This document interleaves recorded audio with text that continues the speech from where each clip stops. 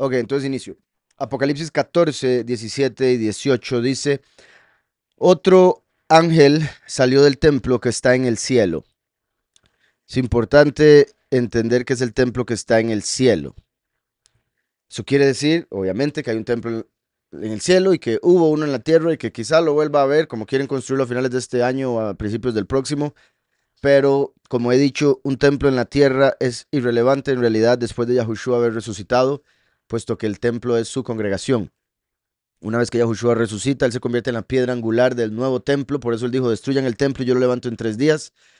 Y una vez que se levantó como la piedra angular y darle el espíritu a los elegidos, empezó a formarse el templo poco a poco. Entonces la congregación es el verdadero templo en lo que respecta a lo espiritual. Em, Habrá que ver en el cielo si sucede algo similar, ¿verdad? No me extrañaría. Pero recuerden que la escritura habla de que el Mishkan o el tabernáculo que le mandó Yahweh a hacer a Moshe por medio de Betzalel, lo hizo de acuerdo al modelo que le mostró en el cielo. Entonces, el Mishkan que hizo en la tierra era una representación o una copia del Mishkan que estaba en el cielo. Eso indicaría que después el templo que se hizo en la tierra era una copia del templo que estaba en el cielo mencionado acá. Y por eso Pablo nos explica que al decir que el Mishkan se hizo del modelo que se le mostró, está revelando que el mismo modelo era solo una representación, porque es un modelo, no era la verdad. Entonces, quiere decir eso también que así como Yahweh revela cosas de lo invisible por medio de lo visible, igual lo hizo con los ángeles. Porque en el cielo entonces hubo un templo y un Mishkan como lo hubo en la tierra, pero el de la tierra era para representar algo más elevado con la humanidad. Podría en el cielo entonces representar algo más elevado con la angelidad, ¿verdad? Con los ángeles. Entonces, como sabemos, el cuerpo fue hecho imagen y semejanza de Yahweh, Yahushua principalmente, que es la imagen de Yahweh. Y en este caso, entonces, este cuerpo sería solo una representación del que vamos a recibir en la transformación. ¿Está claro? Entonces, somos imagen y semejanza en varios sentidos, pero no en todos aún. Y eso lo entenderemos mejor cuando tengamos el próximo cuerpo. Habrá que ver si va a cambiar algo la forma del cuerpo. Eh, por lo menos sí va guapo. Entonces, otro, otro ángel salió del templo que está en el cielo. Y bueno, nada más para cerrar con ese punto también, verá cómo la razón sería esa, el hecho de que este cuerpo fue solo un modelo o una representación de algo futuro, razón por la que tiene inclinación al mal, porque es solo una representación, todavía no es el producto final, por decirlo así. También recuerden que Yahweh hizo al hombre imagen y semejanza, bueno, Elohim hizo al hombre imagen y semejanza el sexto día. Y sabemos que Yahweh hizo la creación en 7 días, descansando el séptimo para representar 7 milenios y el séptimo milenio que es el que viene de reposo, de pecado.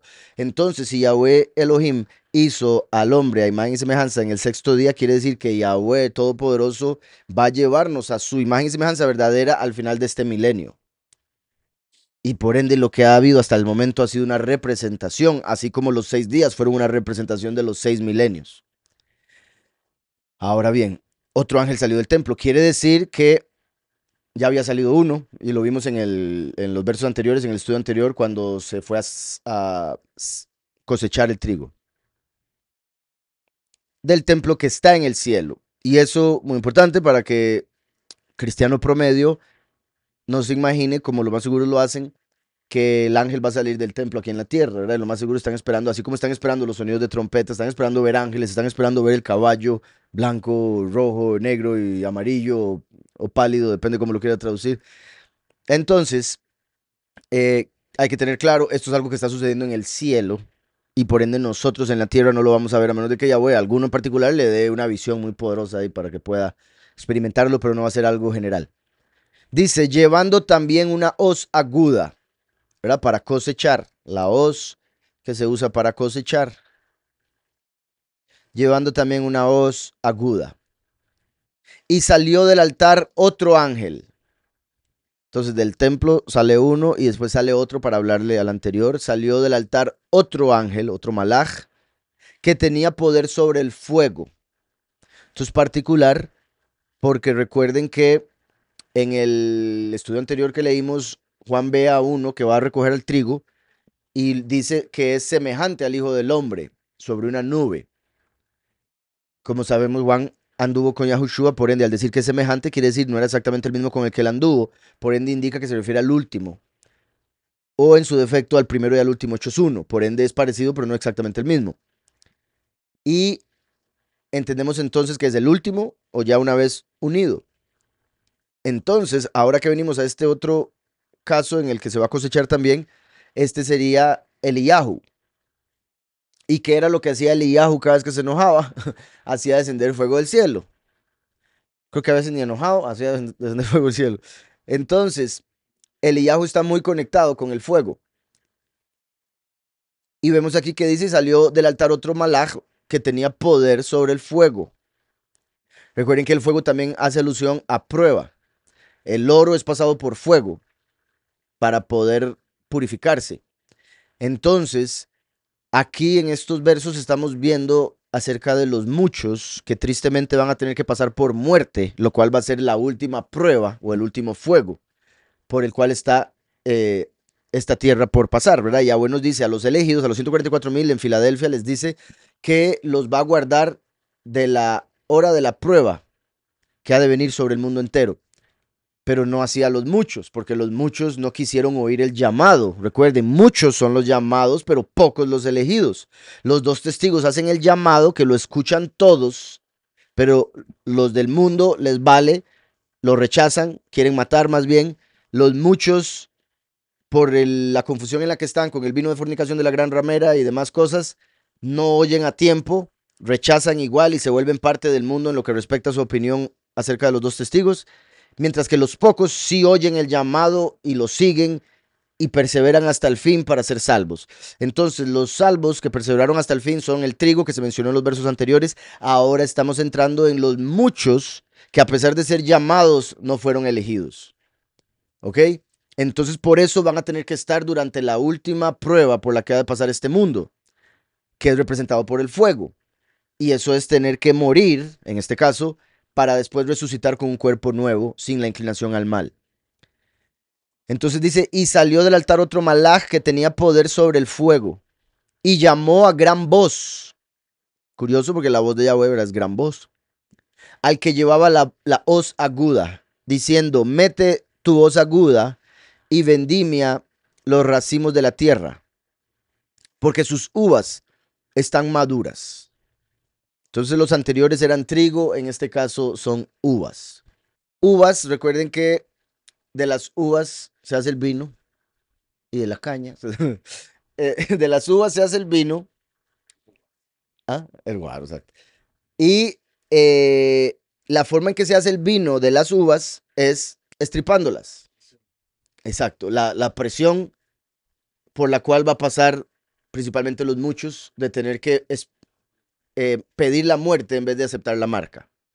O sea, tener que decir, si prefiero que me corten la cabeza, esa no es una decisión muy fácil que digamos, ¿verdad? Va a ser la última prueba por la que van a tener que pasar.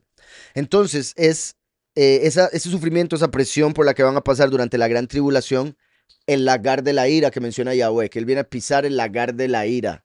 Su ira va a hacer que se manifieste esta situación durante la gran tribulación y los muchos tengan que morir. Entonces, así como de las uvas sale el vino, de los seres humanos sangre. Y recuerden que el vino es la representación de la sangre. Por eso Yahushua tomó el vino y dijo, esta es mi sangre que es derramada por los muchos, dijo, conectando a los muchos con el vino, con la sangre. El pan representa a los pocos y es su carne. Pero el pan no tiene que ser necesariamente como el vino, ¿verdad? Aunque sí es pues molido para hacer harina y todo lo demás. Pero recuerden que he mencionado como la ofrenda de minjá, que era la ofrenda de harina que se daba en el templo, es la única ofrenda por la cual no tenía que morir ninguna criatura y por ende representa a los pocos que tienen que pasar al otro mundo sin experimentar muerte. Entonces estamos aquí con los muchos que son uvas y por eso dice, porque sus uvas están maduras, ya llegó el punto, el momento de cosechar a esas personas que por no aceptar el nombre no llegaron a ser trigo, pero al creer en su corazón, que es el que bombea la sangre, que el Mesías vino y murió por sus pecados, entonces reciben la justificación. Porque con el corazón se cree para justicia, dice Romanos 10:10, mas con la boca se confiesa el nombre para salvación. Entonces, estos no confesaron, pero sí creyeron. Entonces Yahweh los va a justificar después de sus muertes. Sus uvas están maduras. Curioso, ¿verdad? Como Yahushua que levanta la copa y dice, esta es la sangre que es derramada cuando él muere, que fue con mucha presión, tanto así que él orando y llorando le salían sangre, ¿verdad? Que se mezclaba con el sudor. Entonces, eso es presión. O sea, que eso se dé es una muestra de un temor inimaginable. Cuando la persona está demasiado asustada, o sea, pasando por demasiada presión, sucede eso. Los vasos capilares se rompen y se mezclan ahí con el sudor y empieza a salir sangre con sudor. Entonces, eso muestra que Yahushua estaba pasando por tal presión. ¿Y dónde fue que lo agarraron? En Getsemaní, que es la prensa de aceite. O sea, él estaba pasando ahí por esa presión para poder darnos el espíritu, la Ruach HaKodesh, que es el aceite, la unción. ¿Okay? Y cuando él estuvo en el madero, le salió sangre y agua del costado, por decirlo así, por los muchos y los pocos, sangre y agua. Y curiosamente a Juan el Bautista, que es del Eliyahu y representa la conexión con los muchos, ¿qué fue lo que le hicieron? Le cortaron la cabeza.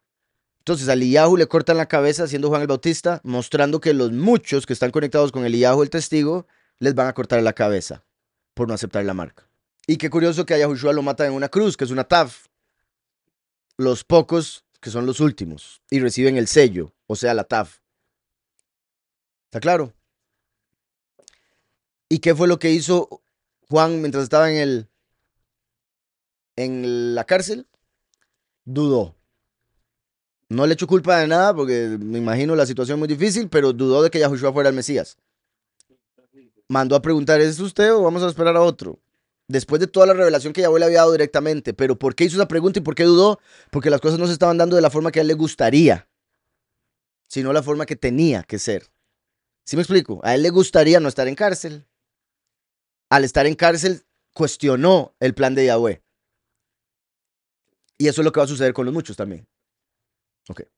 Entonces, dice Oseas 9, 10 al 13. Como uvas en el desierto, hallé a Israel.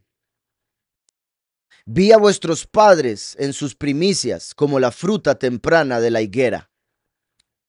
Como explico en el libro, ¿verdad? Los muchos representan a Israel, la higuera representa a Yahudá. Aquí no se mencionó Yahudá, entonces se está hablando de Israel entero, el cual se separó en dos porciones, ¿verdad? Los del norte y los del sur. Pero al acudir ellos a Baal Peor, recuerden que Baal en español es señor. Peor, hay varias traducciones, una de esas como hueco. Entonces al señor del hueco, al señor de la muerte, al señor del Seol, otro montón de formas en las que se podría ver esto. Recuerdan que a ese lo adoraban por medio de huecos que hacían en la tierra y buscaban a sus familiares muertos para que se manifestaran por medio de esos huecos que se llamaban Obot, los huecos. Y se les llamaban Obot porque era para llamar a los padres, Abot, según ellos, ¿verdad? Pero lo que salían eran espíritus malignos en la mayoría de los casos.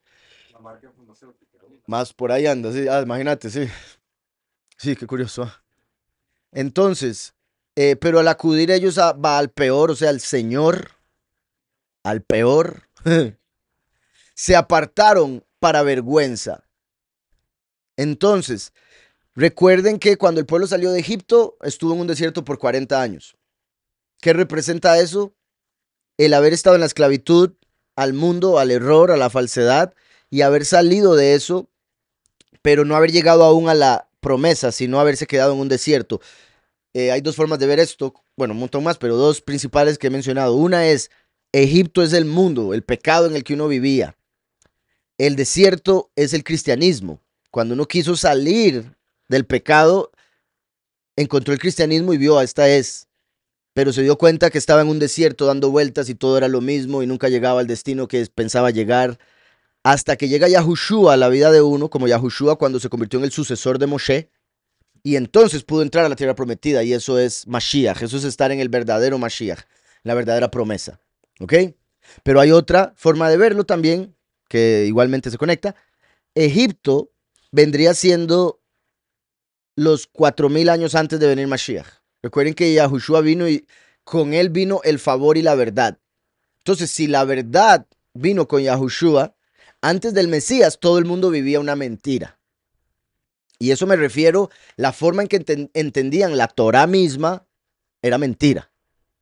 La forma en que la entendían, no que la Torah fuese mentira, ¿está claro? Entonces, cuando llega Yahushua nos da la verdadera Torah y por eso lo rechazan, porque ellos estaban atascados en la mentira y deseaban la mentira, adoraban la mentira. Los que sí aceptamos a Yahushua, y en ese tiempo los discípulos y uno que otro más, empezaron el periodo de 2000 años a predicar y predicar y predicar y ser rechazados, asesinados y demás por 2000 años. Recuerden que el jubileo dura 50 años. Entonces, 2000 años son 40 jubileos. Entonces, los 40 años del pueblo en el desierto dando vueltas representaban los 40 jubileos desde que vino el Mesías, la primera manifestación, hasta la venida del último. ¿Ok? Yahushua es el cordero. ¿Cómo empezaron los 40 años? Sacrificando un cordero en Egipto. ¿Cómo terminaron los 40 años? Cuando Moshe murió. O sea, cuando el testigo como Moshe tiene que morir. ¿Quedó claro eso? Entonces hay 40 años entre salir de Egipto y entrar a la tierra prometida, que son los 40 jubileos, los 2000 años entre la venida del primero y la venida del último. ¿Está claro eso? Una vez que Moshe muere, ahora Yahushua se manifiesta para hacer pasar al pueblo a la tierra prometida. Entonces, eso representa que una vez que el último muere, se manifiesta ya el primero y el último como uno. ¿Por qué? Porque Yahushua es el nombre del Mesías, pero ese, conocido como Josué, era descendiente de Efraín. Entonces representa la unión del primero y el último. Yahushua con el hijo de Yosef. ¿Sí me explico? Ok, entonces ahí cuando ya aparece el sucesor de Moshe, Yahushua, descendiente de Efraín, pero con el nombre de Mashiach, les dice al pueblo, en 3 días entramos a la tierra prometida, y así sucedió. Entonces, eso representa cuando ya los elegidos reciben el cuerpo nuevo y entran a la vida eterna, durante la cosecha. ¿Está claro? Y si se quiere hablar de 3 días, después de la muerte de los 2 testigos, porque igualmente resucitan 3 días después. ¿Está claro todo eso? Perfecto. Entonces, como hubo en el desierto allá de Israel, así nos halló en la apostasía. Entonces, el desierto representa la apostasía, representa el creer estar en la verdad, pero haber sido engañado con una doctrina falsa y mandamientos de hombres. Vi a vuestros padres en sus primicias como la fruta temprana de la higuera. Pero al acudir ellos a Baal, entonces en sus primicias, empezando esos 2000 años, iban bien con la doctrina enseñada por los apóstoles, hasta que empezaron a adorar al Señor, siguiendo las doctrinas del mundo, siguiendo la prohibición de mencionar el nombre que pusieron los judíos, siguiendo después el catolicismo, que también modificó todo para que los que adoraban falsos Elohim se volvieran católicos. Entonces añadieron a la religión toda la falsedad de las demás religiones. Pero al acudir ellos al Señor peor, se apartaron para vergüenza. Obviamente no andaban buscando la vergüenza, pero al buscar a Baal encontraron vergüenza. A nadie le gusta ser avergonzado, entonces nadie anda buscando ser avergonzado. El punto es que a través de sus acciones eso es lo que va a terminar sucediendo. Imagínense qué feo pelear con el mundo entero y pelear con los elegidos, rechazarlos, estar incluso dispuesto a matarlos o que los maten y estar alegre con eso, defendiendo al Señor. Diciendo, no, es que Yahweh es mentira, no, es que Yahweh se burlan y todo eso, es que usted está loco, no, es que yo le llamo como yo quiera, Señor, me gusta más, bla, bla, bla, bla, bla, bla. Cuando llegue el día en que se den cuenta de que el Señor es Satán, imagínense la vergüenza que van a sentir de todo lo que hicieron, todo lo que pensaron, de los seguros que estaban del error en el que estaban, sin saber que era un error, de ahí la vergüenza. Pero al acudir ellos a Baal peor, se apartaron para vergüenza y se hicieron abominables. ¿Cómo llama la escritura al falso Mesías, al anticristo? La abominación desoladora. En lo espiritual uno es lo que uno ve. Entonces, si uno busca a Yahweh, se hace como él, pero los que buscan a los ídolos se hacen como los ídolos, por ende abominables. y se hicieron abominables como aquello que amaban, la abominación desoladora. Uno se hace como aquello que ama. Eso es curioso y particular y buenísimo también, dependiendo de lo que usted ame, pero buenísimo en el sentido de que si usted ama a Yahweh, se va a hacer como Yahweh. Como dijo Pablo, ustedes imitadores míos como yo lo soy de Mashiach. Y lo que decía, uno es en lo espiritual aquello que ve o aquello que busca, aquello que ama, se convierte en eso. Algo me decía mi papá cuando yo era joven de que, y lo he notado en algunos casos, de cómo las parejas, cuando viven mucho tiempo juntas y se aman mucho, empiezan a parecerse. Y eso, repito, es de ese amor. Ahora, obviamente, acciones, expresiones, cosas que dicen, hace que se parezcan, pero a veces el físico empieza a cambiar un poquitito hasta el punto de que se parecen. Entonces, se hicieron abominables como aquello que amaban. Amaban lo abominable, es todo lo contrario. Amaban lo que odia y odiaban lo que ama. Odiaban el amor, amaban el odio.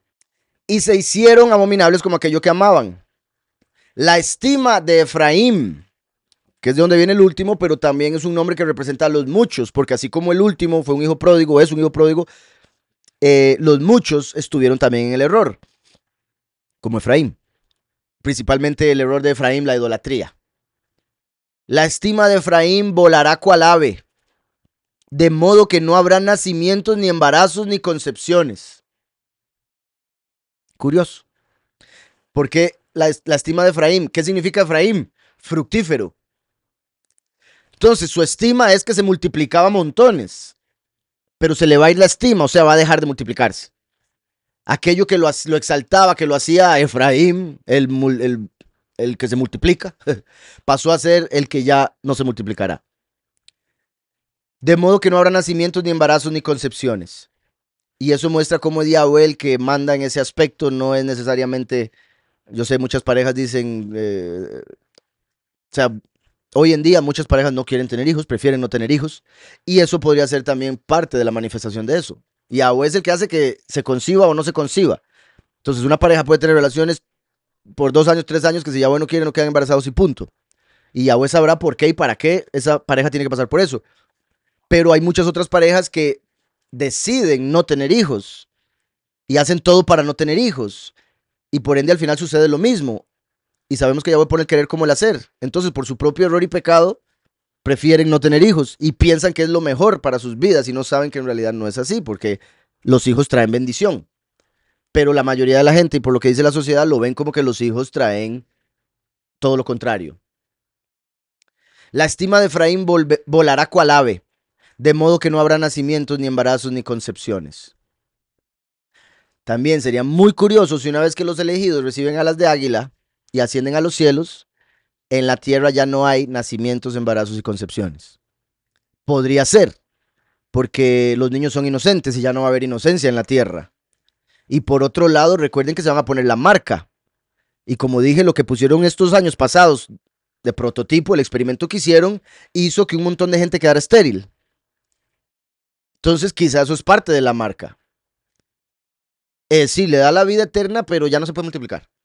Claro, no le van a decir eso, porque no se lo dijeron con lo que pusieron hace unos años, un par de años, que espero todo el mundo sepa que estoy hablando, porque me bloquean si se dan cuenta de lo que estoy hablando. Y eso es una muestra, el que me bloqueen es una muestra de que están jugando sucio y que YouTube está metido en la cuestión también. Google. Entonces, de modo que no habrá nacimientos, ni embarazos, ni concepciones. Eso es particular si lo pensamos en el aspecto literal después de la cosecha. Es posible porque solo va a quedar gente con la marca. Y es posible que la gente con la marca ya no pueda tener hijos. Ah, ya no hay semilla. Claro, buen punto. Si se está llevando todo el trigo, se está llevando toda la semilla. Y si no se va a devolver nadie, pues va a haber el mundo sin semilla. Dice, aunque lleguen a crecer sus hijos, los quitaré de entre los hombres. O sea, incluso si llegan a crecer los hijos que tenían cuando sucedió eso, van a terminar muriendo.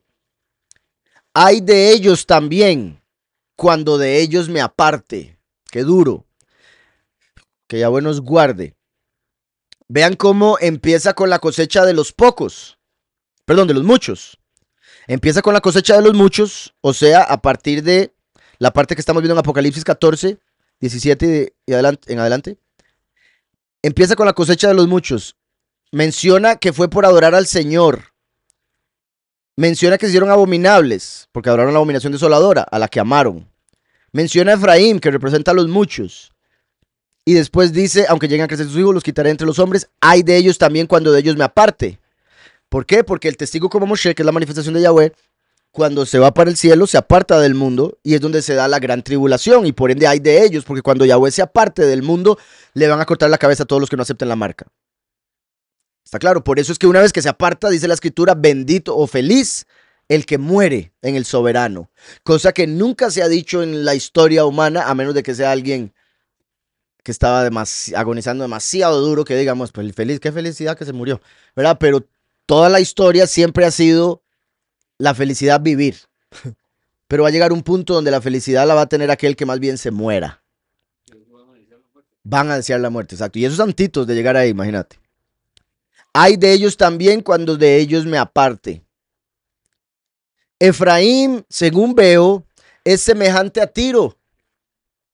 ¿Por qué pongo ahí Heilel entre paréntesis? Porque recuerden que Yahweh le habla al rey de Tiro en Ezequiel 28 para hablarle a Satanás. Entonces, al comparar a Efraín con Tiro, está diciendo es que los muchos están adorando a Heilel. Por eso se volvieron abominables, porque adoran a Baal, el Señor, que es el que aparece como el rey de Tiro en Ezequiel 28. Tiro, no de Tiro o Tiro, sino de hebreo Tzur, en hebreo es Tzur, que lo traducen como Tiro, pero Tzur significa una roca. Entonces, en vez de adorar a la roca fuerte, adoraron una roca, un falso Elohim que decía ser el Mesías, que decía ser el poderoso. Entonces, Efraín, fructífero, según veo, es semejante a una roca. Qué curioso eso también, porque una roca no hace nada, ¿verdad? De ahí, por ejemplo, el que Satanás le dijera a Yahushua, convierte esa piedra en pan. O que Yahushua dijera, si ellos no hablan, las rocas hablarán. Que eso es algo como, ¿quién ha oído una piedra hablar? ¿Verdad? Por eso se fue al extremo. Yahushua, bueno, hay una revelación espiritual ahí, como les he dicho, Abanim y Banim, ¿verdad? Hijos y piedras en hebreo se escriben casi que idénticos, solo una letra de diferencia. Pero ahí el punto al que quiero llegar con eso es que Yahushua estaba diciendo, si ellos no hablan, incluso las piedras van a tener que hablar, cosa que nunca se ha visto. ¿Por qué? Porque esto que se está hablando tiene que hablarse. Si ustedes los callan a ellos, de algún otro lado se va a oír eso, incluso si es de las piedras. Pero en este caso, ¿verdad? Recuerden que... Ah, las piedras. En este caso, recuerden que los ídolos, muchos de ellos se hacen de piedra. Adoran la piedra y la madera, el oro y la plata, habla Yahweh, dependiendo del ídolo. Entonces, al adorar los ídolos, adoran la piedra, y al adorar la piedra se hacen como las piedras, en el sentido más literal, que no pueden oír, no pueden hablar, no pueden caminar, no pueden nada. ¿Verdad? Como dice, la piedra que desecharon los edificadores, la piedra que desecharon los masones, fue la que Yahweh escogió como la piedra de ángulo. Pero quiere decir eso entonces que los masones, los edificadores de este mundo, de esta sociedad, de este nuevo orden mundial, escogieron otra piedra, una piedra, o sea, Tzur, para ponerla encima, como en la pirámide, el ojo que todo lo ve de Lucifer. Ese es Tzur, ese es Tiro, esa es la otra piedra que ellos decidieron poner en vez de la que Yahweh escogió. ¿Está claro eso? Entonces, hay de ellos también, cuando de ellos me aparte. Efraín, según veo, es semejante a Tiro, situado en un lugar delicioso. Qué curioso que eso es parte del problema también de los muchos, la comodidad en la que se encuentran, la doctrina de la prosperidad. Están en lugares deliciosos y eso les hace pensar que están en el lugar correcto. Al estar cómodos, donde sea que se encuentren en sus vidas en el cristianismo, les hace pensar, estamos donde debíamos estar. Y por eso muchas veces la gente entra a la congregación elegida, pasa por pruebas y dice, ¿por qué estoy pasando por pruebas? Este no puede ser el lugar porque me está yendo mal. Sin entender que es parte del inicio del camino y de la guerra, porque estamos en una guerra espiritual. Si no sentimos guerra, si no sentimos ataque, estamos mal. No estamos en el espíritu, porque en el espíritu estamos en guerra constante, espiritual. ¿Sí me explico? Espero. Entonces, Efraín, según veo, semejante a Tiro, situado en un lugar delicioso. Pero Efraín llevará sus hijos a la matanza, o sea, a la gran tribulación. Y tristemente dice sus hijos, ¿verdad? Que uno, o sea, los hijos pueden tener la edad que sean, pero los padres siempre los van a ver como niños. A lo que voy con eso también, al decir sus hijos, es como, es lo más doloroso porque una persona puede decir, sí, me maten a mí, pero que le maten al hijo. Y mucha gente espera, entre el cristianismo, el rapto, ser llevados con sus hijos. Y no se dan cuenta que si esperan el rapto predicado por los cristianos, que no es lo que dice la escritura, los van a llevar a ellos con sus hijos, tristemente, a morir. En el desierto, ¿verdad? Como voz que clama en el desierto, preparad el camino, ¿verdad? Y siendo Juan el Bautista esa voz en el desierto y le cortaron la cabeza porque representa la primera uva de todas las uvas de los muchos. Buen punto. Y porque recuerde que Juan era un nivel más bajo, porque él era el final del tiempo de la carne y del error, pero Yahushua era el principio del tiempo del espíritu y la verdad. Los muchos están cerquititica del espíritu, pero permanecen en ese error y por ende como Juan en el desierto. Tal vez hubiera, sí, qué extraño, es algo extraño que después le tenemos que preguntar, quién sabe si Yahushua le dijo, no, Juan, no puedes andar conmigo, disculpa, ¿verdad?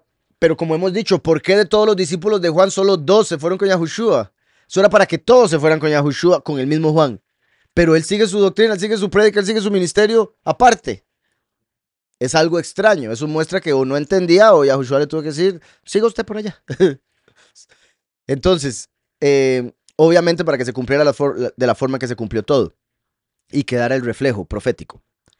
Oseas 2, 8 al 10. Vean qué curioso que estos dos que acabamos de ver son de Oseas, claves con respecto al fin y a la cosecha. Y Oseas, que en realidad es Hoshea en hebreo, Hoshea era el nombre que tenía el sucesor de Moshe antes de que Yahweh se lo cambiara a Yahushua. Entonces este Hoshea representa al mismo Hoshea y por ende representa al último. Vean cómo él habla tanto de Efraín. ¿Por qué? Porque el último es descendiente de Efraín. ¿Está claro? Viene como Hoshea. ¿Qué es lo que le faltaba a Hoshea para convertirse en Yahushua? La letra Yud. O sea, el brazo de Yahweh. Yahushua HaMashiach. El primero, porque es la primera letra del nombre. Aquel que está a la derecha del Padre en el cielo, como la Yud que flota. ¿Está claro? El grano también. Sí, le faltaba que se hubiese sembrado la semilla para él ser la rama y poder cargar el fruto. Entonces, ella, dice Oseas 2, 8 al 10, ella no reconoció que yo era quien le daba el trigo, el vino y el aceite. Así como los muchos son el vino porque son las uvas que van a ser echadas en el lagar, los mártires son el aceite porque son las olivas que fueron echadas en la prensa. ¿Está claro? Porque para sacar el aceite hay que presionar la aceituna del olivo. Entonces, ella no reconoció, ese es el problema que tiene la humanidad tristemente, que no le reconocen a Yahweh. Una de dos, o no le dan el crédito o le dan el crédito a alguien que no es.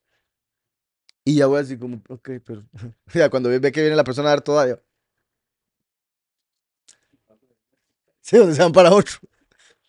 Ella no reconoció que yo era quien le daba el trigo, el vino y el aceite, quien multiplicaba la plata y el oro que ofrecían al Señor. Eso es importantísimo. Porque cuando uno le habla a una persona del nombre de Yahushua, ellos dicen, pero es que yo he hecho milagros. Es que a mí Dios me dio esta casa. Es que a mí Dios me ha dado tanto éxito. Es que Jesús me dio este trabajo. Fue Yahweh, pero usted le está dando el crédito a otro. Y lo está diciendo aquí claramente. Yo era quien multiplicaba la plata y el oro que ustedes ofrecían al Señor. Entonces ellos con la doctrina de la prosperidad, dando plata y plata y plata y plata. Yahweh les da a ellos, les da a ellos, les da a ellos. Y ellos se lo dan a otro, otro, otro. Y en esa doctrina falsa son engañados. Es Yahweh el que multiplica la plata y el oro. Es Yahweh el que enriquece y empobrece, aunque le den a quien sea ese crédito. Dice, por tanto, volveré y tomaré mi trigo a su tiempo. Vean, eso es importantísimo. Varias cosas aquí. Volveré, o sea, volveré a la tierra, volveré a manifestarme en la tierra en carne. Tomaré mi trigo, o sea, volveré para el tiempo de la cosecha. ¿Qué dijo Yahushua? Uno es el que siembra y otro es el que cosecha. Y él dijo antes de eso, verdadero es el dicho, uno es el que siembra y otro el que cosecha. O sea, uno es el primero y otro es el último.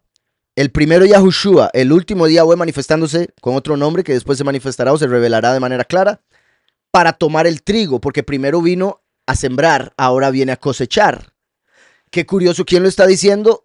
Joshea, que es el mismo nombre del sucesor de Moshe, cuyo nombre fue cambiado a Yahushua, que fue el que llevó a la nación a la tierra prometida en 3 días. Entonces, qué curioso que es Joshea, conectado con el último, como el sucesor de Moshe, testigo como Moshe, el que menciona que volverá para tomar el trigo, o sea, la cosecha a recoger a los elegidos, siendo el último. Por tanto, volveré y tomaré mi trigo a su tiempo y mi vino en su estación. Trigo y vino, los dos que aparecen en Apocalipsis 14, por ende confirmando la cosecha de la séptima trompeta. Vean qué curioso que aquí no menciona el aceite, nada más mencionó el trigo y el vino, porque los mártires han sido de toda la historia y los mártires del puro final van a ser el vino. Exacto, muy buen punto. Esos mártires vienen siendo el aceite que ha mantenido encendida la llama durante la apostasía a pesar de la apostasía. Le quitaré mi lana y mi lino que le había dado para cubrir su desnudez. O sea, van a tener que pasar por muerte. Ahora descubriré su locura delante de los ojos de sus amantes. Ahí donde les va a dar vergüenza, donde se van a dar cuenta que estaban adorando demonios, que estaban adorando falsos Elohim. Y nadie la librará de mis manos. Vea, sus amantes, por eso se convirtió en la gran ramera, por el montón de ídolos que tiene, amantes. Y nadie la librará de mis manos. Apocalipsis 14, 19 al 20. El ángel metió su hoz en la tierra, vendimió la viña de la tierra y echó las uvas en el gran lagar de la ira de Yahweh. El lagar fue pisado fuera de la ciudad. Vean qué curioso, porque, bueno, eso se puede manifestar de muchas maneras, la verdad, dependiendo del lugar donde estén los muchos, obviamente, porque están por todo el mundo. Pero recuerden que la cosecha empieza con la huida o el segundo éxodo, y donde Yahushua dijo, los que estén en la ciudad, huyan a las montañas. Qué curioso que dice aquí, el lagar fue pisado fuera de la ciudad, eh, en el sentido de, en el caso de los muchos, recuerden que los van a llegar a agarrar en sus casas, que sería la ciudad, y llevarlos a morir. Y los discípulos preguntaron, ¿a dónde van a ser llevados? Y Yahushua dijo, donde vean los buitres, ahí van a estar los cuerpos, los cadáveres. Entonces van a unir todos los cadáveres, lo más seguro, en un lugar donde los vayan a matar. Y fuera de la ciudad, obviamente, también me imagino por el montón de muerte y toda la pestilencia y todo eso que eso trae, lo van a alejar lo más posible de la ciudad. Pero mi punto es la relación que tiene con lo que Yahushua dijo para la huida, salir de la ciudad. Y en este caso también, repito, no va a ser solo en Israel que esto va a suceder, va a suceder en el mundo entero. Entonces podría ser, ¿verdad? Refiriéndose a que fuera de la ciudad donde sea que cada persona vive es donde los van a matar, en algún campo específico. Exacto. La mujer de Lot salió de la ciudad de Sodoma y ahí volvió a ver para atrás y ahí se convirtió en sal. Entonces, el ángel metió su hoz en la tierra, vendimió la viña de la tierra y echó las uvas en el gran lagar de la ira de Yahweh. El lagar fue pisado fuera de la ciudad y del lagar salió sangre que llegó hasta los frenos de los caballos en una extensión de 1600 estadios. Los frenos de los caballos están aquí, ¿verdad? Como una distancia, ¿cuánto dijiste? Metro 20. Sí, como metro 20, dependiendo del caballo. Si es un caballote, pues es más alto, ¿verdad? Pero algo así, de profundidad. por aproximadamente 296 kilómetros. De 296 kilómetros a 322 kilómetros, dependiendo de la medida de un estadio. Según se dice, en la antigüedad habría sido 296, moderno estadio 322. Entonces, entre 296 y 322 kilómetros, imagínense, como de aquí a Guanacaste o más, lleno de sangre, profundo. Es exagerado, inimaginable, a mí al menos. Hasta los frenos de los caballos. Y qué curioso, ¿por qué mencionan los caballos como la medida? Porque recuerden que caballo es Jesús, el caballo Jesús. Por adorar a Jesús, el Señor, su sangre va a llegar hasta los frenos de los caballos, porque ellos no tuvieron freno en sus bocas para dejar de mencionar e invocar al maligno. ¿Sí me explico? Al no poner freno en sus bocas, para dejar de invocar al maligno en vez de Yahweh, para dejar de irrespetar a Yahweh con sus bocas, y más bien invocar al verdadero, entonces su sangre va a llegar hasta los frenos del sus. Afuera de la ciudad, y salió sangre de ella hasta los frenos. Oh. Aquí dice, Ad Risnei Jesús. O sea, no dicen plural, lo dicen singular, hasta el freno del caballo. Entonces vean qué sorprendente leerlo en hebreo. Dice Ad Risnei Jesús. Leilef por 1000. Vesheish 1600. Meot. Kebrot. Aretz. Kibrot. Sí, al final no diría en este caso estadio, diría nada más longitud de tierra. En hebreo habría dicho el largo de la tierra que va a abarcar, tanto.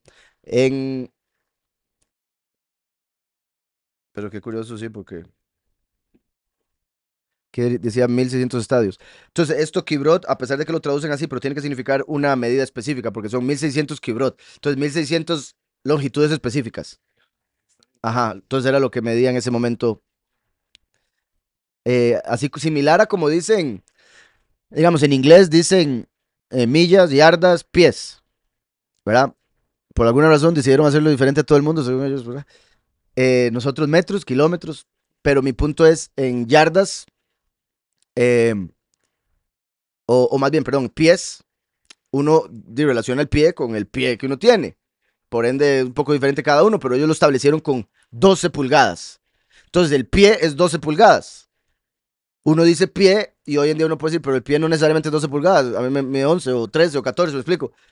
Lo mismo aquí, uno al decir una longitud X, se entendía que era en este caso de 1600, que en griego lo llamaban estadio. O como codo, exacto. Como el codo, la palma. Entonces así ya se tenía una distancia específica para ese tipo de medidas. En esta otra del hebreo,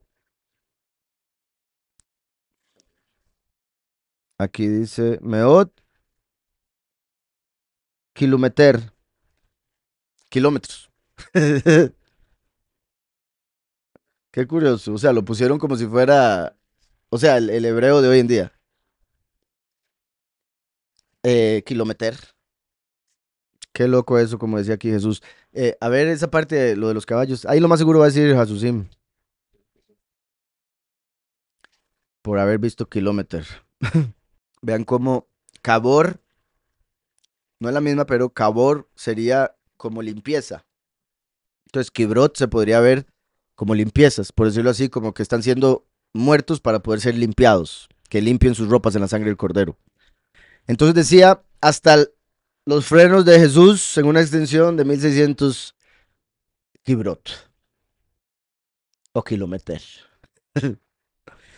Isaías 63, 2, 4, 2 al 4. Oigan esto, que de esto hablé ayer un poco sin ir al verso, porque recuerdan que he mencionado que la ropa es para el cuerpo como el cuerpo para el alma. Entonces, cuando la escritura habla de ropa, se refiere al cuerpo. Ropa blanca o un cuerpo sin pecado. ¿Ok? Por eso los 144,000 visten de lino finísimo, blanco y resplandeciente, y los muchos se visten de ropas blancas. En este caso, y conectado con lo que mencionaba ayer, de que, es que estoy tratando de acordarme por qué fue que lo empecé a hablar ayer. El punto era que a un verso que hacía alusión a que Yahweh al volver a venir se vestiría diferente a la primera vez. Por ejemplo, vendría como ladrón en la noche. Por ejemplo, así como Jacob se vistió de Saúl para tomar la bendición. Entonces, he mencionado cómo eso representa que viene en apariencia como un gentil, pero también representaría que volvería a venir esta vez con otro cuerpo, porque se cambia de ropa, es como el alma cambiando de cuerpo. ¿Sí me explico? Ok. En Isaías 63 habla de la segunda manifestación de él en la tierra. Dice el profeta que le habla, puesto que, bueno, este es el 2, ¿verdad? Pero en el 1, el mismo profeta no reconoce a quién está viendo. El mismo profeta de Yahweh ve a Yahweh y dice, ¿quién es ese que viene ahí? Entonces Yahweh le tiene que decir, soy yo, ¿verdad? Entonces Isaías 63, 2 al 4 dice, ¿por qué es rojo tu vestido? Le pregunta el profeta, porque no logra entender por qué viene vestido de rojo si el rojo se conecta normalmente con pecado. Entonces por eso no le reconoce, porque viene como ladrón en la noche, como hijo pródigo. Isaías lo ve y dice, ¿quién es ese? Se ve asombroso porque venía vestido como rey, pero de rojo. Y vean que esa es la pregunta, no le dice, ¿por qué vienes vestido de rey? No, le pregunta por qué vienes vestido de rojo. Eso hace alusión a que Yahushua vino vestido de blanco, porque vino sin pecado, de una virgen, se mantuvo así y murió sin pecado. El último como hijo pródigo, entonces todos nosotros, por decirlo así, vestimos de rojo hasta que lavemos nuestra ropa en la sangre del cordero. ¿Por qué es rojo tu vestido? Recuerden que en hebreo esto es Edom. O sea, ¿por qué te ves como un edomita? ¿Por qué te ves como un gentil? ¿Por qué te ves como un enemigo de Jacob? Porque recuerden que Esaú era enemigo de Jacob, por más que fuesen hermanos, lo odiaba. ¿Por qué es rojo tu vestido? Y tus ropas son como las de aquel que ha pisado en un lagar. Porque es por rechazarlo a él, el último, su prédica, que los muchos van a ser echados en el lagar. Es entonces como si él mismo estripara el lagar. ¿Está claro? Porque por el rechazo de los muchos al último lo matan a él. Y por ese rechazo los matan a ellos. ¿Por qué es rojo tu vestido y tus ropas son como las de aquel que ha pisado en un lagar? Entonces no era rojo necesariamente de un solo tono, sino todo manchado de rojo, como sangre. Y dice, he pisado yo solo el lagar. De los pueblos nadie había conmigo. Los aplasté con ira. Porque recuerden que ahí en la mitad de los 7 años empieza la ira de Yahweh. Habría terminado la ira del Cordero para iniciar la ira de Yahweh. Los aplasté con ira. Los pisoteé con furor. Su sangre salpicó mis vestidos y manché todas mis ropas. Qué curioso esto también, su sangre salpicó en pasado. ¿Por qué? Porque Yahushua vino de blanco a dar su sangre para limpiar a la humanidad, para purificarnos del pecado. Pero durante la apostasía mancharon la prédica, mancharon la verdad. Y cuando viene el último, nace con la mancha. Por eso nace como hijo pródigo. Por eso está escrito en Deuteronomio, no es tuya, sino de nosotros, tus hijos, la mancha. Y al nacer en la apostasía, en el error, se mancha a sí mismo, por decirlo así, con el pecado. Pero al final todo eso y el hecho de que él venga nuevamente al mundo es por la apostasía, porque otra vez se perdió el mundo. Entonces, vean qué curioso cuando lo pensamos así al decir, lo pisoteé con furor, su sangre salpicó mis vestidos y manché todas mis ropas, o sea, por el pecado de ellos tuve que mancharme yo. ¿Sí me explico? Por la muerte de ellos tuve que mancharme yo para ser resucitados ellos. ¿Sí me explico? Porque recuerden que el primero vino por las almas, el último por los cuerpos. El primero viene por el tiempo, a vencer el tiempo. El último viene a vencer el espacio. Tiempo, espacio. para que vivan eternamente en la tierra y el cielo. ¿Ok? Entonces, primero y último, alma y cuerpo. Yahushua vino y limpió las almas. Las personas siguieron muriendo en cuerpo, pero sus almas llevan al paraíso. Ahora que viene el último, revela la doctrina verdadera para que la gente pueda salvar no solo el alma, sino también su cuerpo. Y no experimentar muerte en la cosecha. Pero al no aceptar al último, van a tener que entregar el cuerpo. Y por ese pecado de rebelión es que el último tiene que venir y morir.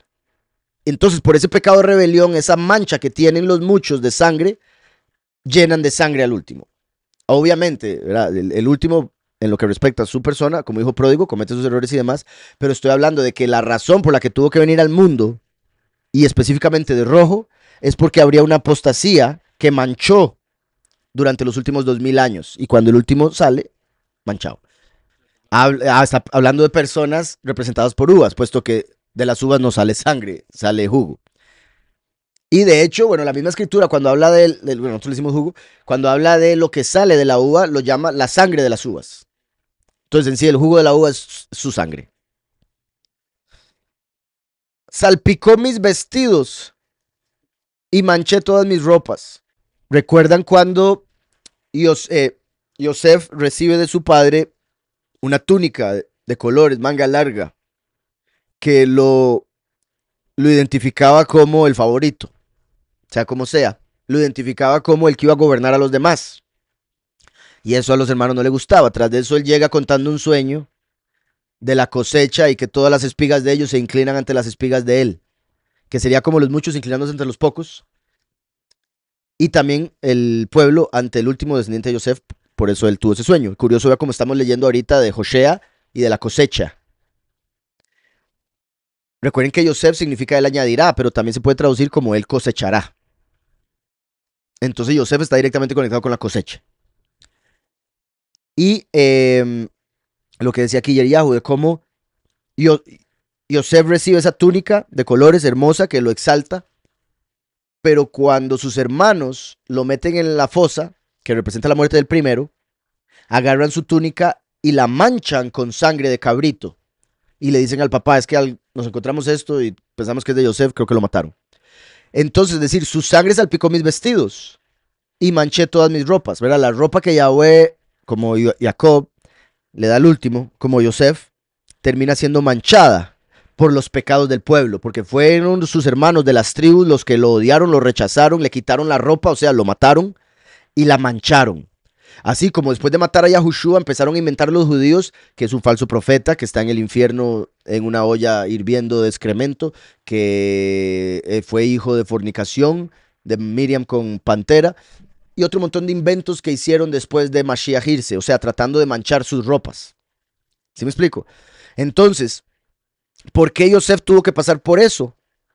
Porque a través de eso iba a salvar a todos sus hermanos y toda su familia. Entonces, para salvación de su familia, de su pueblo, Yahweh permitió que mancharan su ropa. Pisoteé con furor su sangre, salpicó mis vestidos, manché todas mis ropas. Oigan, porque el día de la venganza está en mi corazón. Muy diferente a lo que dice Yahushua por otro lado. El día de los redimidos. El día de la salvación. Porque con Yahushua vino la misericordia, pero con el último viene la ira, la venganza. Entonces, muy diferente lo que tiene uno y lo que tiene el otro. Y en el último se menciona su corazón específicamente, porque recuerden que el corazón, además de tener inclinación al mal, que se conecta con el hijo pródigo, el corazón se conecta con David, que tenía un corazón como Yahweh. Y David representa al último. Así como Samuel, en la historia de Samuel y David, representa a Yahushua. Porque el día de la venganza está en mi corazón. Entonces el último viene con ese, bueno, el día de la venganza en su corazón, para no decir la venganza. Lo curioso es que Yahweh dice, la venganza es mía, yo pagaré. Entonces qué difícil para el último sentir la venganza y tener que dejársela a Yahweh, pero Yahweh quiere que sea a través, obviamente, o sea, es un poco, ¿sí me explico? Es como, ¿puedo o no puedo?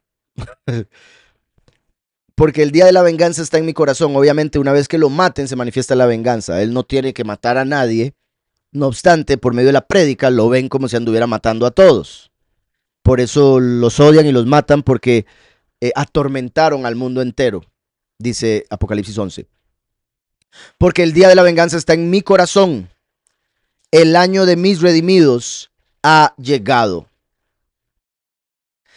El año de mis redimidos ha llegado. Estaba viendo la imagen que me mandaron, interesante, en la que ponían de un lado, no me acuerdo cómo era la imagen ahora, pero bueno, ponían de un lado un corazón, del otro lado un perro y en el centro un hombre. Entonces el corazón abajo decía Leb, ¿verdad? Que es corazón en hebreo. El hombre Caleb es uno de los dos espías que llegaron a Jericó y el perro Coleb, ¿ok? Y arriba decía, amarás a Yahweh con todo tu corazón. Entonces, curioso cómo Leb es corazón. Caleb es el nombre de este hombre que se puede traducir como perro, Coleb, o se puede traducir como el corazón. Caleb es como el corazón. Coleb es perro. Pero uno busca el nombre Caleb y le dice que se traduce como perro. Por eso es que el perro se ve como todo corazón. Kol Lev. Todo es Kol Lev corazón. Todo corazón. Es un corazón hecho cuerpo. Por eso ama tanto y se comportan como se comportan. Y entonces, qué curioso, con todo el corazón. Kol Haleb. Mostrando como el último, que es uno de los dos testigos, como uno de los dos espías, lo van a ver como un perro, siendo el león. Lo van a ver como incrédulo o hereje, que es normalmente lo que perro representa, entre otras cosas. Pero es en realidad todo corazón, porque es el corazón de Yahweh, porque es como David, que tenía un corazón como el corazón de Yahweh. Y por eso también viene como hijo pródigo, porque tiene la inclinación al mal. Pero es el que logra llegar a cumplir ese mandamiento de amar con todo el corazón. Koleb, el Caleb. ¿Se quedó claro eso? La relación de todos, el mandamiento principal, amarás a Yahweh con todo tu corazón. Caleb, que es uno de los dos espías, como uno de los dos testigos, se llama perro o como el corazón. El perro es todo corazón. Al último lo van a ver como un perro porque viene como ladrón en la noche. Curiosamente, el perro también es pastor. El último viene como buen pastor. Recuerden que el pastor normalmente tenía un perro que junta las ovejas. Entonces hay muchas relaciones ahí curiosas. Lo decía por esto aquí, de que el día de la venganza está en mi corazón. Entonces hace alusión al último con todo lo que acabo de decir. El año de mis redimidos ha llegado, bendito Yahweh, porque el mismo momento donde se manifiesta la venganza, los elegidos son redimidos. El año de mis redimidos ha llegado. Cada vez que leo eso, quiero que sea el año, pero lo leo muchas veces. Ahora, esperemos, puede ser este el año inicial de los últimos 3 años y medio, pero obviamente ahí se estaría refiriendo ya al año de cosecha. Ah, qué bueno, sí. ¿Verdad? La venganza es mía, yo pagaré. Ahora dice, porque el día de la venganza está en mi corazón. El año de mis redimidos, o sea, cuando yo pague. Porque recuerden que redimir es pagar. Redimir es sinónimo de comprar. Uno redime a un esclavo cuando compra su libertad. Al amo le dice, ¿cuánto es que vale ese esclavo? Tome, ya, déjelo libre. Esa es la redención del esclavo. Y Yahushua vino con su sangre a pagarle al enemigo para que nos dejara libres de la acusación. ¿Está claro? Entonces vean qué poderoso. Porque el día de la venganza está en mi corazón. La venganza es mía. El año de mis redimidos ha llegado. Yo pagaré. Muy poderoso. Buen punto, hermano. El año de mis redimidos ha llegado. Apocalipsis 19:15. De su boca, eso más adelante, es 19. Estamos en el 14, pero esto es para revelar algo de lo anterior. De su boca sale una espada aguda. Esto sucede cuando ya venimos a pelear en la guerra de Armegido, en la guerra de Armagedón. De su boca sale una espada aguda para herir con ella a las naciones. Y él las regirá con vara de hierro. Hierro. Normalmente, bueno, yo he oído poco hablar de esto, la verdad, a otras personas, pero me parece que normalmente se interpreta como simplemente de una manera muy drástica, rígida, dura, lo cual no parece muy de Yahweh, ¿verdad? Porque, pero Yahweh, ¿por qué? Si usted es bueno y misericordioso, nos va a tratar así, ¿verdad? Porque recuerden que el hierro representa Roma, la regirá con vara de hierro. Entonces, sí, va a ser rígido, porque el hierro es así, estricto. Va a ser un imperio, no solo un reino, por decirlo así, porque recuerden que el imperio es donde el líder es tanto el sacerdote como el que gobierna, o sea, sacerdote y rey en uno. Porque ya en ese momento primero y último se hacen uno. El Cohen Gadol y el Melech Hagadol, uno. Entonces como Roma, en ese aspecto de dos en uno. Dos poderes en uno solo. Y recuerden que el último viene vestido de rojo, lo acabamos de ver acá. ¿Por qué es rojo tu vestido? Rojo en hebreo es Edom. Edom se convirtió en Roma. Entonces, al decirle por qué es rojo tu vestido, le está preguntando por qué vienes como un romano. Porque vienes como un gentil. Y aquí vemos que dice, de su boca sale una espada aguda para ir con ella a las naciones, y él las regirá con vara de hierro, o sea, con autoridad como romano. Y está hablando de regir a las naciones, no al pueblo, a las naciones. Entonces, para que las naciones se mantengan en orden, hay que ser estricto con ellas, y así va a ser. Y las naciones fueron las que querían un imperio romano. Entonces ahora van a tener un imperio de hierro, pero con la misericordia como base. ¿Sí me explico? O sea, siempre va a estar Yahushua como base y piedra angular, pero las naciones van a ser regidas como, bueno, de una manera muy estricta para que se mantengan alineadas. Y principalmente porque eso es lo que las naciones quieren, buscan y necesitan. Él las regirá con vara de hierro. Recuerden que en Miqueas, Yahweh llama al último el cuerno de hierro. Y en Daniel lo llama el príncipe, que viene de Roma. El príncipe que viene del pueblo que ha de destruir el templo, que lo hizo en el año 70. El pueblo que destruyó el templo fue Roma. Y por eso es que los cristianos al leer eso no lo entienden y piensan que está hablando del anticristo. Porque no ven a Yahweh viniendo como romano, pero es porque no leen la escritura. ¿Está claro? Recuerden que por eso he mencionado, Pedro era representación del primero, por eso Yahushua lo llamó Pedro, piedra, la piedra angular. Y Paulus, que significa pequeño, representación del último. Recuerden que Paulus, que también se llamaba Shaul, por ende deseado, el deseado de las naciones, pero para que no se le fuera muy para arriba el ego, le pusieron pequeño también, para rectificar eso, porque recuerden que el rey Shaul solo se llamaba Shaul y por ese ego cayó. Entonces viene Paulus a rectificar lo de Shaul con el nombre pequeño, para que se mantenga humilde hasta donde se pueda, porque recuerden que Paulus tenía la debilidad de jactarse. Entonces, vemos que Paulus viene a rectificar eso. Paulus empieza en la doctrina falsa y abuelo convierte. Curiosamente, a través de la conversión, lo deja medio ciego. Entonces, eso es como una representación del último. Vuelvo y repito, que nace en la apostasía, nace en el error, como Paulus, pero después Yahushua se le manifiesta, se convierte. Pero Yahweh habla del último como un siervo ciego y sordo. Entonces, por eso Paulus queda medio ciego. Y Paulus representa al último. ¿Y qué dice Paulus? Que todo el mundo sería juzgado por su doctrina. Y él fue enviado a las naciones. Y Paulus tenía la ciudadanía romana. A pesar de ser un hebreo de sangre, era romano. Por eso cuando lo golpeó el romano, que él sacó la ciudadanía, vea la cédula, y todo el mundo, híjole, le pegamos un romano, eso no se puede. Estaban asustados de haberle pegado a él. Entonces, con todo eso dicho, él las regirá con vara de hierro. Él pisa el lagar del vino del furor y de la ira del poderoso omnipotente. Entonces vean que conecta el hierro con el rojo. Porque Edom es rojo y Edom se convirtió en Roma, que es hierro. Y recuerden que los romanos, se dice que el imperio romano fue establecido por Samael mismo, el dios de Marte, el planeta rojo. El planeta rojo, de ahí vino el supuesto dios y se acostó con una mujer que dio a luz a dos gemelos y de estos se fundó Roma. Entonces está conectado con el rojo y con el hierro. Él pisa el lagar del vino del furor, que se conecta entonces con Isaías 63, que viene vestido de rojo, y con Apocalipsis 14, que estripa el lagar de la ira. Él pisa el lagar del vino del furor y de la ira de El Shaddai, del poderoso omnipotente. Recuerden que poderoso en hebreo es él. Se conecta con Yahushua el primero. Imanu, él.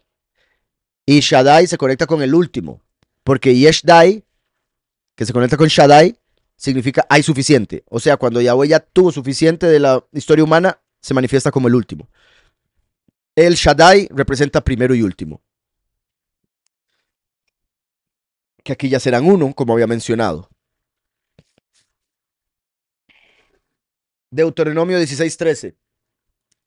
Celebrarás la fiesta solemne de Sukkot durante 7 días, cuando hayas hecho la cosecha de tu era y de tu lagar. Entonces vean cómo Yahweh conecta la fiesta de Sukkot con la cosecha. Habían dos cosechas. La del trigo y eso se daba en el tiempo de la primavera y la de los frutos como las uvas en el tiempo del otoño.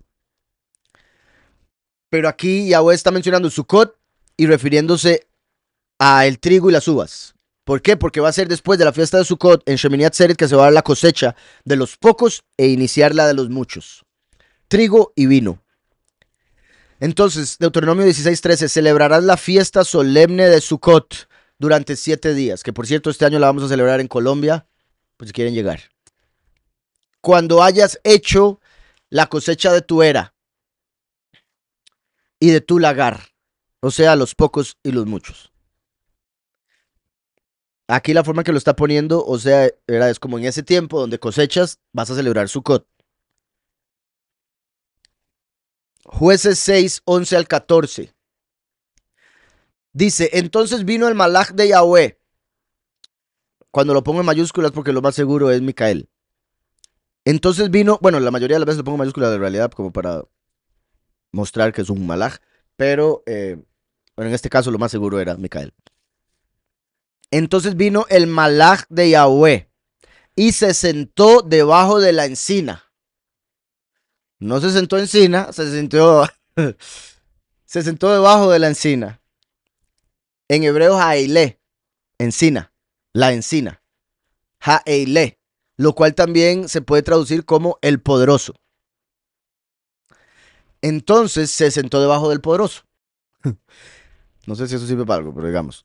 Entonces vino el malach de Yahweh y se sentó debajo de la encina que está en Ofra. En Ofra. Esto me acaba de acordar algo que me mandaron uno de estos días, muy curioso. No es lo mismo, pero es que me acordó. ¿Se acuerdan que la escritura habla del oro de Ofir? Que era muy especial. El oro de Ofir. Al parecer, Ofir es originalmente Perú. Y no solo Perú, porque antes Perú estaba conectado con Venezuela, Colombia, entonces eran como 3, 4 países que eran una sola nación, solo pueblo. Entonces cuando llegó Colón, ahí separó todo. Bueno, eventualmente, ¿verdad? Se separaron en diferentes países y demás. Pero se dice que el oro de Ofir era oro peruano. Y como que hay, o sea, lo estoy mencionando porque hay varias cosas que parecen indicar que así es, de verdad, interesante que, y es lógico, ¿verdad? Que tuvieran que viajar desde tan largo para traer un oro tan valioso, porque también si viajaban tanto era porque era muy valioso el oro. Em, y bueno, eso lo digo para que cuando aparezca Ofir se acuerden de eso porque puede haber relación con lo que se está diciendo cada vez que se menciona Ofir. El oro de Ofir, pero también lo interesante de que el oro de Ofir representa a los pocos y ahora la mayoría de los pocos se encuentran en América y una gran cantidad en América del Sur. Que repito, no era solo Perú, eran varias naciones que tenían el mismo nombre. De aquí, digamos, los académicos no están en acuerdo con respecto a eso, pero como dice aquí, algunas fuentes sugieren que la legendaria tierra de Ofir era Perú. Y fue Benito Arias el que salió con esa interpretación.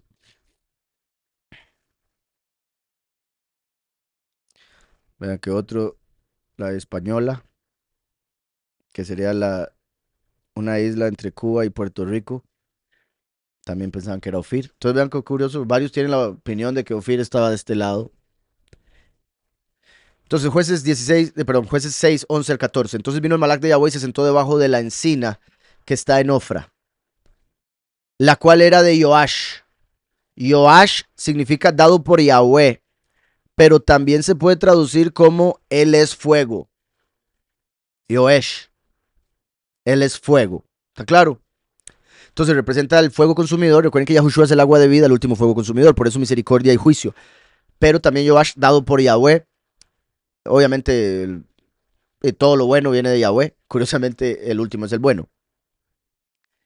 Abiezerita, hijo del hermano. ¿Verdad? Eran de Abiezer, eh, Joash. Gidón, conocido como Gedeón, significa cortador o el que ataca. Entonces se conecta con el que tiene la venganza en su corazón, por ejemplo, o el que tiene el hacha puesta a la raíz del árbol y todo árbol que no dé frutos cortado y echado al fuego. Entonces eso lo hace él. Qué curioso que se llame Gidón y que la guerra va a ser en Harmegidón. ¿Sí me explico? Como haciendo mucha alusión a este hombrón. Entonces Gidón, su hijo, estaba sacudiendo el trigo en el lagar. Vean qué curioso eso, porque el trigo es la era y el vino o las uvas en el lagar, pero él estaba sacudiendo el trigo en el lagar, como si fuera otra vez la cosecha del trigo y de las uvas, uniéndolo uno con lo otro. Además de que estaba escondiendo la comida porque venían a robársela. Su hijo estaba sacudiendo el trigo en el lagar. Entonces vean que Gedeón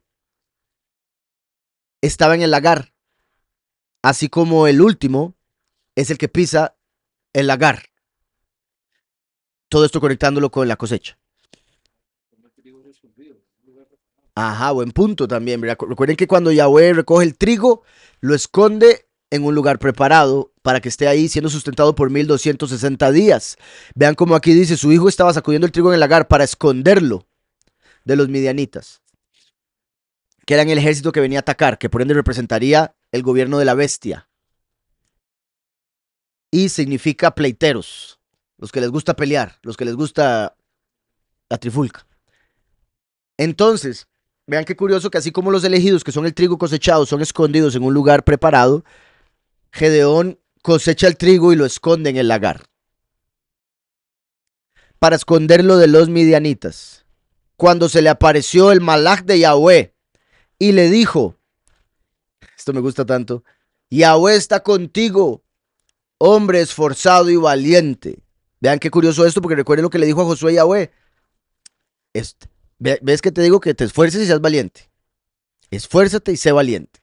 Ahora le está diciendo a Gedeón, esforzado y valiente. O sea, como ya has cumplido lo que le dije a tu antepasado. Porque recuerden que Gedeón era de Menashe y Menashe hijo de Yosef. ¿Está claro?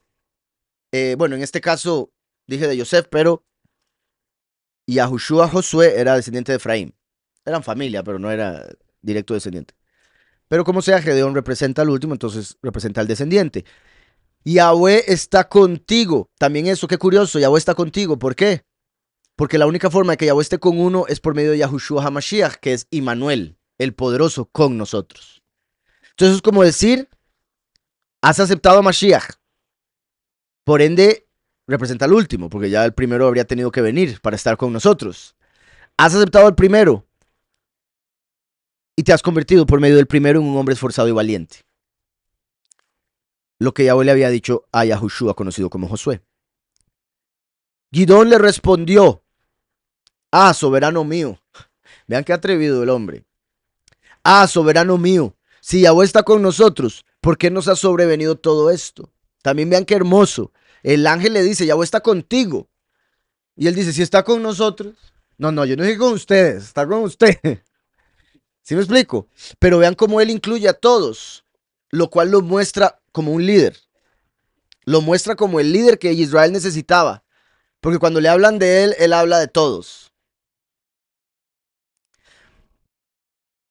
Soberano mío, si Yahweh está con nosotros, ¿por qué nos ha sobrevenido todo esto? Esto es lo mismo que piensa todo el que entra a la verdad y le empieza la prueba. Lo que pensó Juan estando en la cárcel. Si él es el Mesías, ¿por qué yo estoy aquí? ¿Verdad? Y en vez de decir, no entiendo, pero voy a aceptarlo, por no entenderlo lo rechazan. Lo cual muestra que es ego. Porque ¿quién dice que usted tiene que entenderlo todo? Que tenemos que entenderlo todo. Si Yahweh no quiere que entendamos algo, no lo vamos a entender y va a ser para nuestro aprendizaje eventual. Cuando ya lleguemos a entender lo que no entendíamos. Pero solo si tenemos fe y confiamos y esperamos llegar ahí. Pero si uno rechaza y se revela, perdió el examen. No entendió nada. Tiene que repetirlo. O se sale de la escuela. Entonces, Yahweh está contigo, hombre esforzado y valiente. Gidón le respondió, ah, soberano mío, si Yahweh está con nosotros, ¿por qué nos ha sobrevenido todo esto? ¿Dónde están todas esas maravillas que nuestros padres nos han contado? Este verso es importantísimo también, porque las personas leen la escritura y piensan que los milagros en la escritura eran todos los días y por siempre, ¿verdad? Entonces, ellos piensan que tiene que haber milagro y milagro tras milagro para hacer algo bíblico. Y vean que el mismo Gedeón, que es bíblico, le pregunta a Yahweh, ¿y todas esas maravillas que nuestros padres nos dicen qué?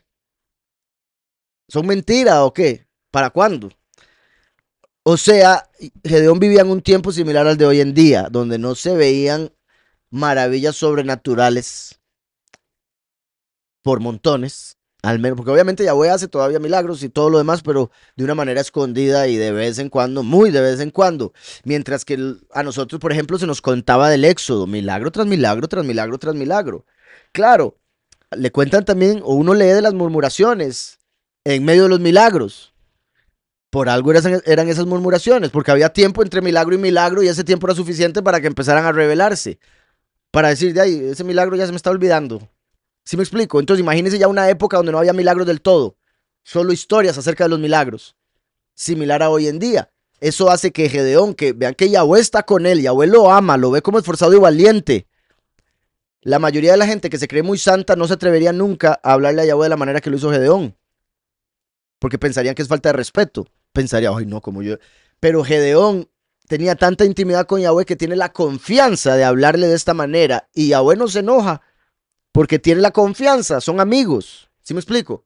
Y ahora, no estoy diciendo que lo diga aquí como lo dice con Abraham, pero mi punto es, Yahushua nos hizo amigos y por ende debemos tener la confianza de decirle lo que pensamos, con respeto, claro está, pero la confianza de decirle lo que pensamos y estamos sintiendo, en vez de hacerse el muy santo y después estarse quejando, como si él no pudiera escuchar la queja. ¿Sí me explico? Como, ay, Señor, te rogamos, y después es que qué pereza este trabajo, y es que tengo otra vez esto, es que, ¿para qué me está pasando? Entonces, mejor decirle al padre, padre, qué pereza el trabajo, ya estoy cansado de ir. Mejor, y que Yahweh le diga, aguante, o lo que tenga que decirle, en vez de hacerse de una manera al orar y de otra manera al vivir. Porque debemos estar orando constantemente, por ende debemos vivir en oración y por ende debemos ser honestos y sinceros con nuestra oración y lo que le decimos al Padre, puesto que Él lo sabe todo de todas maneras. Entonces, ah, soberano mío, si Yahweh está con nosotros, ¿por qué nos ha sobrevenido todo esto? ¿Dónde están todas esas maravillas que nuestros padres nos han contado? El mismo juez, Gedeón, se pregunta, ¿qué está pasando? Porque este ataque no parece que tú estás con nosotros. Y segundo, hace rato que no se ven milagros. Nuestros padres nos cuentan y nos cuentan de milagros, pero no hemos visto nada. Así está la humanidad hoy en día. Yahweh está contigo, ya lo he leído. Decían, ¿no nos sacó Yahweh de Egipto? Ven que ese era el principal tiempo, la principal época de la cual se hablaba. ¿No nos sacó Yahweh de Egipto? Y ahora Yahweh nos ha desamparado. Vean qué curioso que él está usando el nombre de Yahweh. No está diciendo Elohim o Elohim, como dicen hoy en día los Loquim. Vamos a decir los Loquim. Nos, no nos sacó Yahweh de Egipto y ahora Yahweh nos ha desamparado y nos ha entregado en manos de los midianitas. Mirándolo Yahweh, me gustaría saber esa mirada. Mirándolo Yahweh le dijo, vean qué lindo esto, ve con esta tu fuerza y salvarás a Israel de manos de los midianitas. ¿No te envío yo?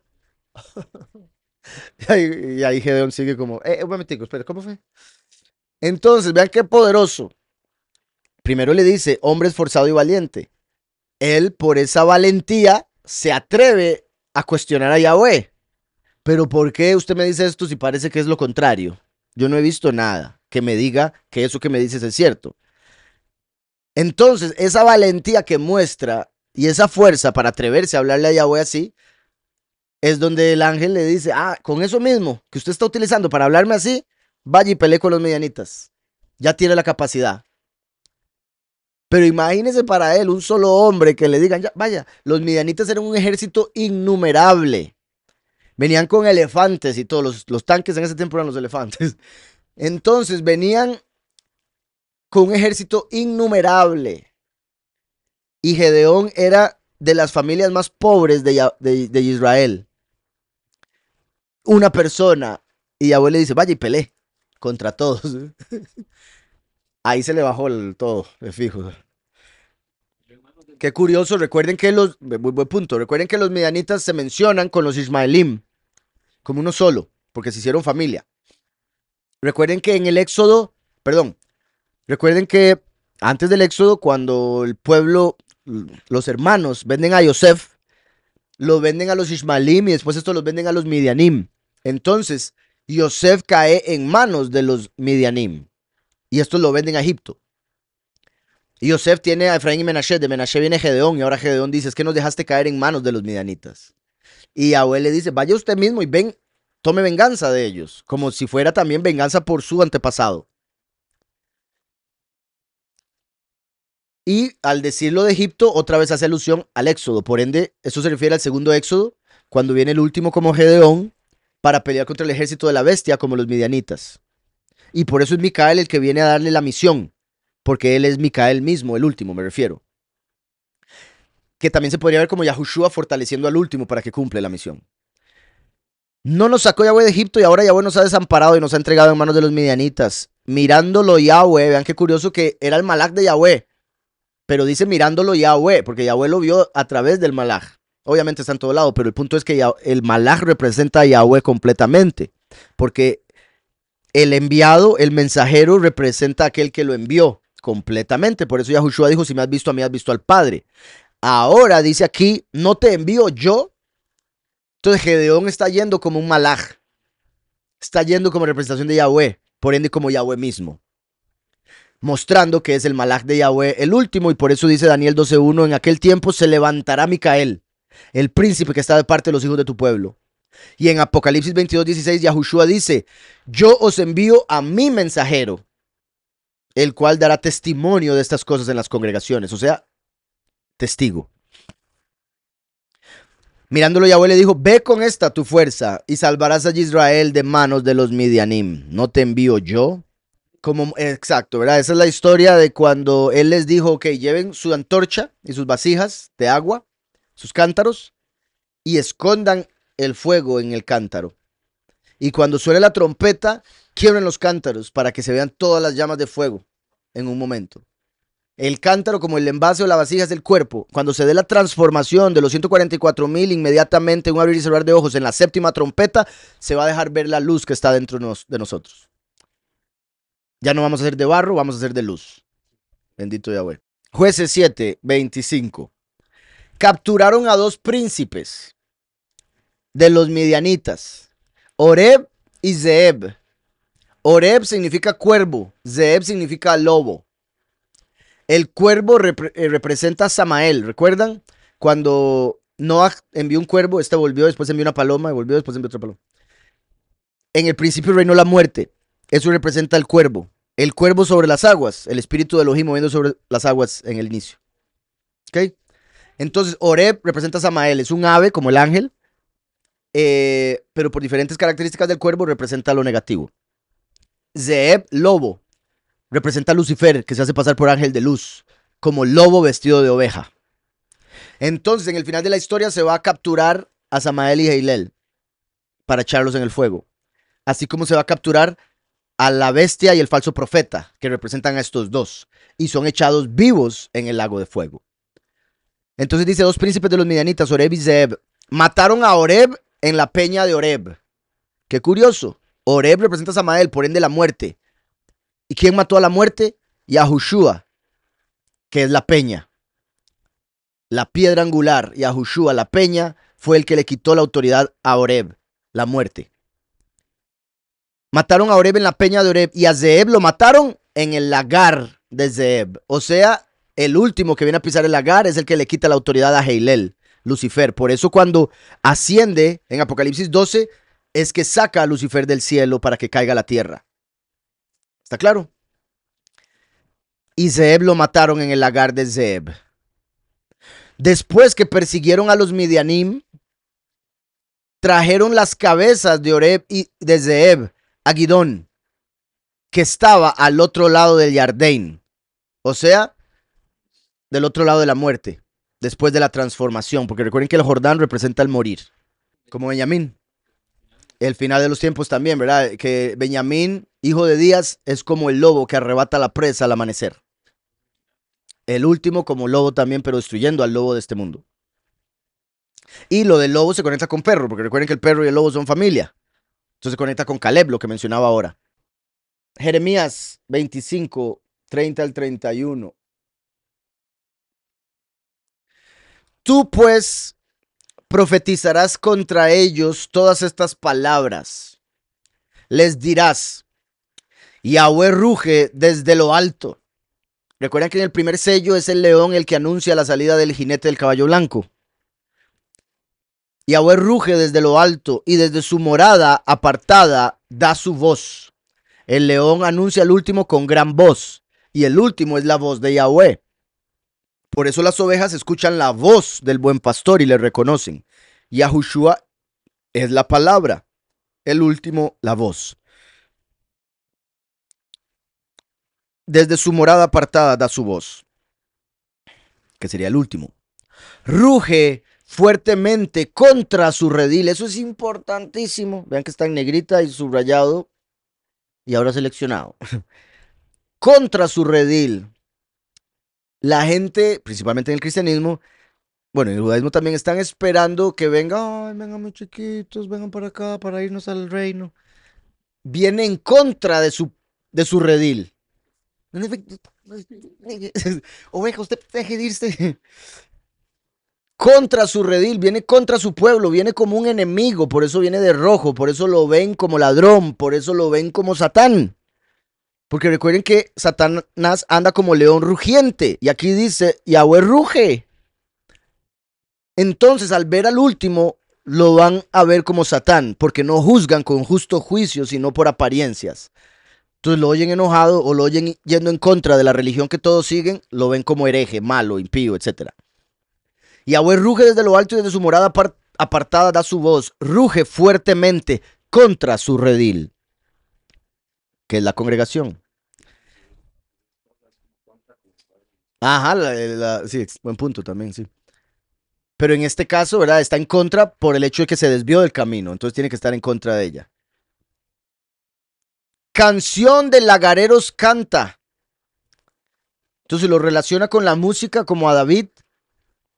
Canción de lagareros, que es como era los que están en el lagar cantando mientras pisan las uvas. Lo más lógico es que sea una canción de alegría por pisar las uvas y que ahorita toman vino.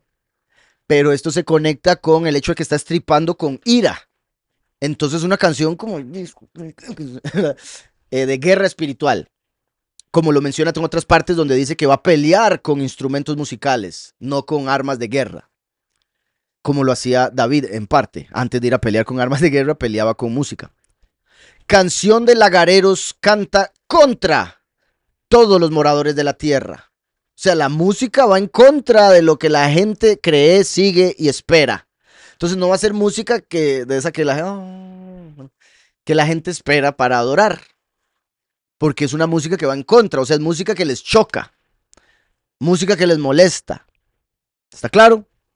Canción de lagareros canta contra todos los moradores de la tierra. Entonces, exacto, atormenta a todos los de la tierra, como dice Apocalipsis 11. Exacto. También como el arco, exacto, el arpa es como un arco. Canción de lagareros canta contra todos los moradores de la tierra. Llega el estruendo hasta el fin de la tierra. Llega el estruendo hasta el fin de la tierra. Porque Yahweh está en pleito, como con Midian. Es que pleiteros, ¿verdad? Está en pleito contra las naciones, o sea, viene a pelear, no viene a defender, ya defendió. Y el que no quiso ser defendido, ahora le toca ataque. En contra. Yahweh está en pleito contra las naciones. También me que dice contra las naciones. La primera manifestación, él vino y dijo, vine por las tribus perdidas de Israel. A los suyos vino, mas los suyos no le recibieron. Ahora vienen las naciones, por ende Yahweh lo manda como un gentil. Siendo hebreo, pero en apariencia gentil, porque va a las naciones. Pero como las naciones están en el error, va en contra de las naciones. Él es el juez de todo mortal. Yahushua vino y dijo, yo no vine a juzgar a nadie. Ustedes ya tienen quien los juzgue. Moshe. El testigo como Moshe. Al venir dando testimonio, completa el juicio. Porque ya Yahushua trajo la defensa como abogado. Él es el juez de todo mortal y entregará a los impíos a la espada. Qué curioso de todo mortal, porque los 144,000 no pasan por muerte y por ende no van a tener que ser juzgados después, porque somos juzgados en vida. ¿Sí me explico? Él es el juez de todo mortal y entregará a los impíos a la espada, dice Yahweh. Recuerden que a la bestia se le da una gran espada para que derrame mucha sangre. Entonces Yahweh entrega a los impíos para que la bestia los destruya. Joel 13, 12 al 14. Despiértense las naciones y suban al valle de Yahushafat. Yahweh juzga.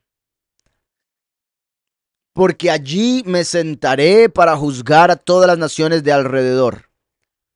Meted la hoz, como en la cosecha de Apocalipsis 14. Porque la mies está ya madura, los pocos. Venid, descended, porque el lagar está lleno, con los muchos. Y rebosan las cubas. Cuba libre. Rebosan las cubas. ¿Verdad? Eso haría alusión a que las copas de la ira ya están llenas. Porque recuerden que con la sangre de los inocentes, de los muchos, se van a llenar las 7 copas de la ira que Yahweh después derrama sobre el mundo. Porque mucha es la maldad de ellos. Muchos pueblos en el valle de la decisión. Porque cercano está el día de Yahweh en el valle de la decisión. Cercano está el día de Yahweh, o sea, el milenio y el momento en el que se va a dar la guerra de Armagedón. En el valle Jarutz, de la decisión estricta. Eso se conecta con flechas. Mira qué curioso, por eso dice aquí puntiagudo, filoso, diligente, estricto, decisión. Como, ¿verdad? La flecha aguda que va, aguda y filosa, y diligentemente va en la dirección en que se tira. Jarutz. Vean, viene de Haratz, que es él decidió, él decretó, él determinó. Hetzi es flechas. Entonces ven que, bueno, la reisha está en el medio, pero tiene las dos principales de flecha, inicio y final.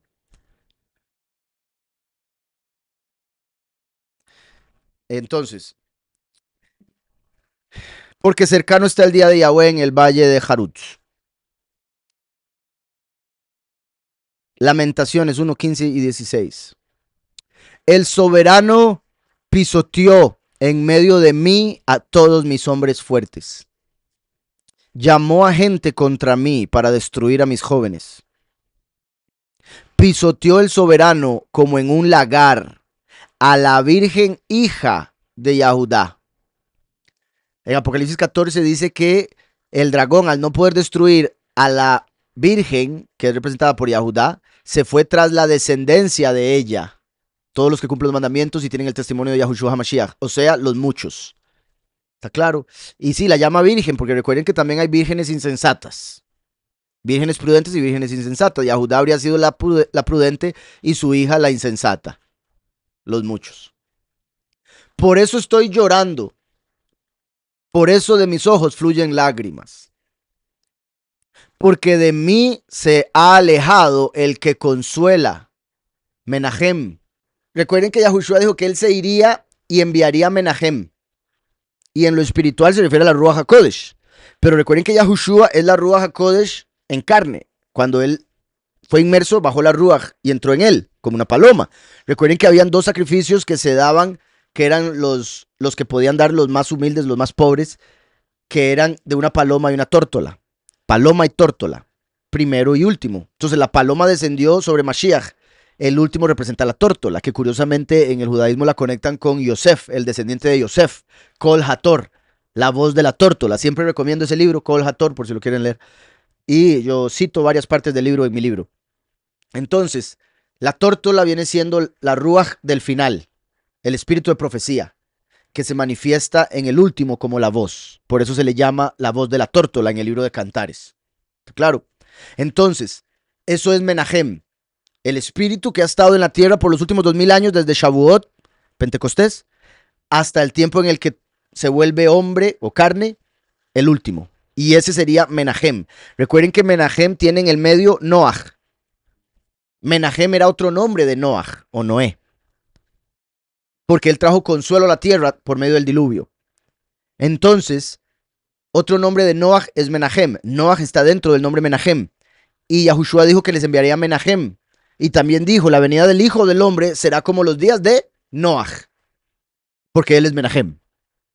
Y viene un diluvio, pero ahora de fuego, como en los días de Lot, porque va a haber una huida y va a haber gente como la esposa de Lot, que son los muchos.